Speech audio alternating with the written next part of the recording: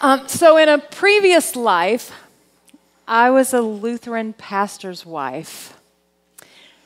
And there is a story that goes around in the pastor circles where a pastor was doing a children's sermon.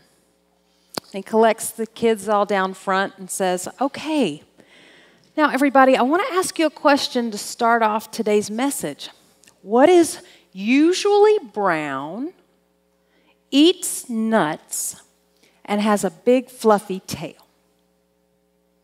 And the kids all look at each other and they're silent. So he asks the question again. Still no response. So he says a couple of other encouraging things, and finally some kid says, "I know the answer is Jesus, but it sounds like a squirrel to me." Okay, so, true story. So this next segment, our play date now, is going to be on honoring our intuitive knowing, honoring our inner knowing, and going with that idea. So I have learned over the past 6 years, I have a freakishly accurate gut for everything but when my fly is down. And I'm good now, right? Okay. So what is it about not going with our gut that makes it so easy to not do that? Why do we not go with our gut more often? One of the reasons is we've been taught since we were very small that saying or doing the first thing that comes to our head is a dangerous or bad thing because we're going to prove we're crazy, we're going to offend somebody, or something really bad is going to happen as a result of it. I remember being in the grocery store one time when I was very small with my grandmother, and I turned around and said something to a woman about a candy bar that she was going to have, and she was a rather large woman, and my Southern grandmother was mortified, and I got a lecture all the way home. Well, that took care of that. I was never going to do that again. And most of us have had some experience where we have been slapped on the hand proverbially for saying or doing something. So while we don't want to be willy-nilly offensive, and we don't want to have a hall pass to go around offending people in our improv play, we do want to honor the first idea that's there. So how do we get better at this in the real world? Well, we do it often. We want to practice that recall and saying the first thing that's there. When we do, we are rewarded by learning that our first choice is usually the one laced in gold, if we can only have the courage to go with it. And that's the trick. So I'm going to use Katie here to help me out with a couple of things. And to get us warmed up, we're going to need to use our hands. And we might even have to stand up. So if you would, stand up. And can we bring the house lights up a little? There we go. Or a lot. Yeah. Great. So you're going to want to stand within your row close enough that you can touch the hand of another person. Can you do that? Okay. Take your right hand and make a plate. Take your left hand and make a pointy finger. Now, take your pointy finger and put it in the plate of your neighbor. Okay. With your plate hand, gently wrap your fingers around that finger. Okay? Great. You got it down. All right. This game is called Finger Grab and Go.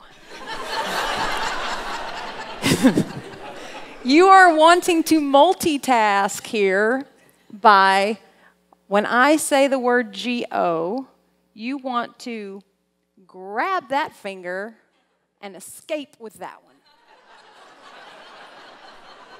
Now, there's a variety of outcomes. You could grab this one and be stuck here, and that's a half win. You could not get that one and be stuck here. It's a total loss. Or you can get out here and have this one, and you double rocked it. Okay? So listen for the word G-O, and let's see how we do. Okay, you ready? All right, here we go. 1, 2, 3, go. Okay.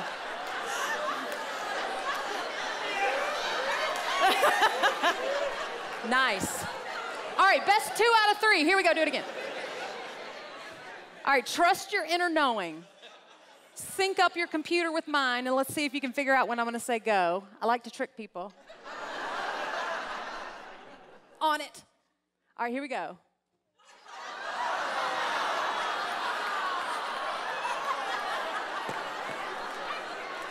Nice. that middle school theater teacher background coming All back. right, last one. Here we go.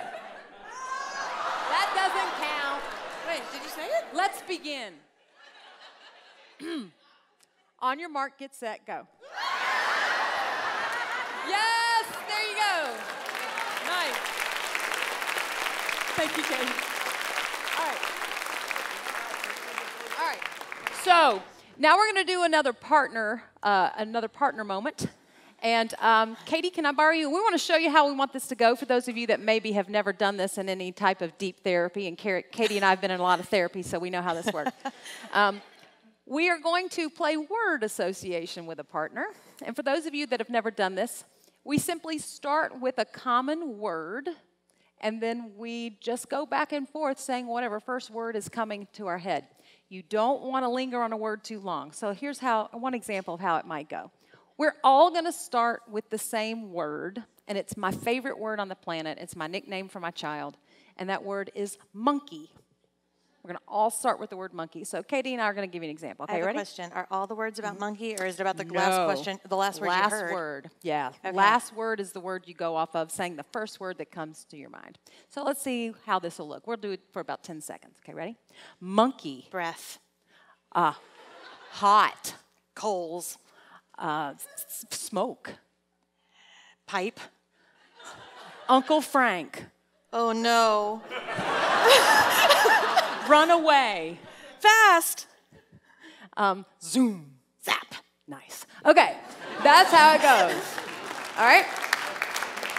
So we're only going to take 20 seconds to do this, and we want to see what some of the words we ended on were, because hopefully every couple will have a different end word while we'll all have the same start word. So find your partner, stand across from them.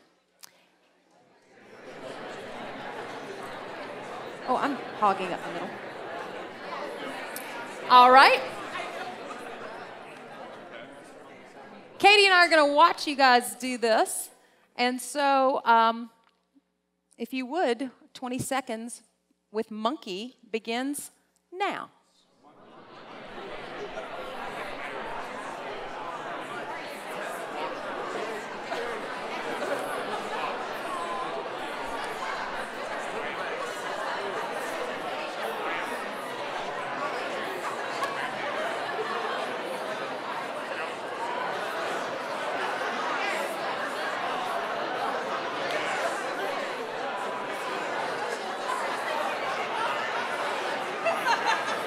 And time. Okay. All right, friends. Let's find out. Let's find out what you ended on. Okay? So, we all started with the word monkey. Derek, what did you guys end with? They ended with TEDx Day. Let's see, Gigi Adahomey Woods Adahomey up there, what? Gigi Woods. Thank you, Gigi Woods. What did you end with? What is it? Algorithm. Okay, interesting. Let's see, anybody have another one that's not one of those? Okay, what'd you have? What, hydrogen? Hydrogen, okay, yes? Home run. Okay, great. Yes. Vodka. We're going to stop the inventory right there. All right, nice. So now for this next portion, I'm going to invite you to simply sit and watch this next set of play that we have. By the way, how many people have ever had brain freeze? Anybody ever had brain freeze before? Yeah, my father is a professional bluegrass musician, and I've had the chance to meet a lot of celebrities knowing him and going to festivals and things like that. I have never had brain freeze on stage in all of my life until the moment I met Alison Krauss. And then I was a sniveling idiot. I had even given myself the pep talk that I was going to play it cool. No, this is going to be fine. And I couldn't breathe when I met her. And so I thought, this improv thing ought to come in handy when I was recalling some of those things from my classes. So I want to get 3 people that I know how to deal with some brain freeze, and let's put them to the test. Katie is going to be one of our willing participants. And Sumner Bender. Is Sumner in here? And Corey Alpert. Where are you, Corey? He is backstage left. All right, Corey, come on out here. Yeah, give them a round of applause. Okay. So, I do a lot of professional development with improv, and this is one game that almost everybody loves. I do professional development using improv to explore customer service, innovative thinking, team building, you name it. But this is one game that's user-friendly in all of those situations, and people like it. You guys are going to work as a team. And the way you're going to work as a team is to play a game called Do Anything. And when I say do anything, I really mean you can do anything. So, Corey, I'm going to use you for just a second. Corey is going to be the first person to go into the play space. It's going to be this area where the 2 front dots are. And he's going to do anything, the first thing that comes up in his head. Any repetitive motion that he can do over and over and over again until his partner Katie comes in to join him in that activity. It's not his job to make sense out of that activity. It's her job to make sense out of that activity and make him look insanely justified for being there and doing it. So let me give you an example. I'm going to give Corey something to do. Corey, if you'll just step forward and just clap your hands very passionately. Keep going. More gusto. Get into it. Yeah. Oh, Grandpa, thank you for bringing me to the opera. This was wonderful. Great. Now, I have just helped you understand where we are, what we're doing, and why we're there. It's Corey's job to then thank me as his partner by doing and saying something that builds on top of my idea, which is setting us up for our 3rd play date together. So, let's wipe the slate clean. Corey, you can do anything you want. Katie's going to come in, make you look good. They're going to get about 2 lines into their scene, and I'm going to call switch. When I call switch, Corey steps back, Katie stays in and starts a brand new motion for a brand new scene. Sumner will come in, and the game will conclude when Corey comes in and makes Sumner look good. You guys ready to play? All right, let's see how it goes.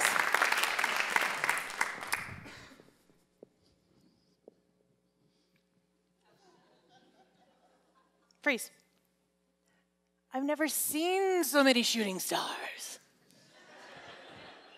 My astronomy professor told me tonight would be a good night to come look out. Well, he couldn't have been more right.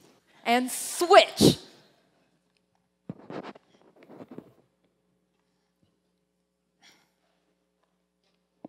I'm really glad you could join us at this spaghetti night at church. We call it carbs for Jesus. Carbs.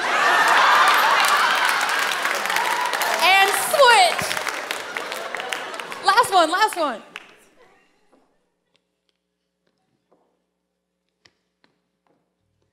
These jazzercise classes take so long.